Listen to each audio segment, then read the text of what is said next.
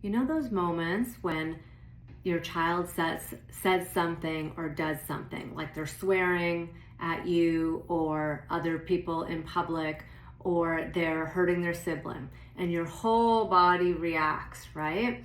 You can feel your chest pounding, all your muscles tightening, and your nervous system, your survival system is starting to take over. So what's happening in those moments is that you're actually losing context, but the nervous system needs context in order to feel safe.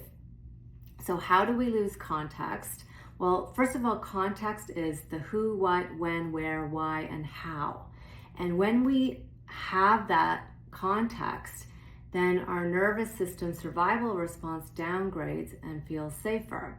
But in those triggering moments, you lose context because your nervous system is launched either into a past emotional hurtful experience that's getting triggered in the present, or it's launched into the past where you learned how to stay safe, lovable, belonging, and successful.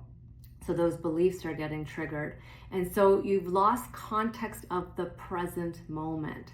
So the key is to give yourself context, give your nervous system context to bring you back into the present moment and see the situation for what it really is. So how do we give ourselves context? Well, the number one way I find that really helps me is to let my nervous system know that this is expected, right? I know the who, what, when, where, why, how of why this reaction is happening from my son, why he's having this reaction. So I tell myself, okay, like even though this reaction is coming up within me, I be with it.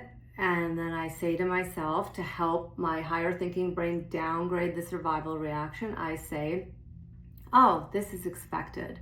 He's having a stress response. He's having a panic moment. His nervous system is feeling overwhelmed, and that's why he's going into this behavior. This is expected, okay? Because when your nervous system feels like something is expected, then it starts to downgrade versus feeling surprised and shocked that this is happening, okay? Then when you can bring in that, oh, this is expected, the next thing you want to bring in is, I know exactly what to do.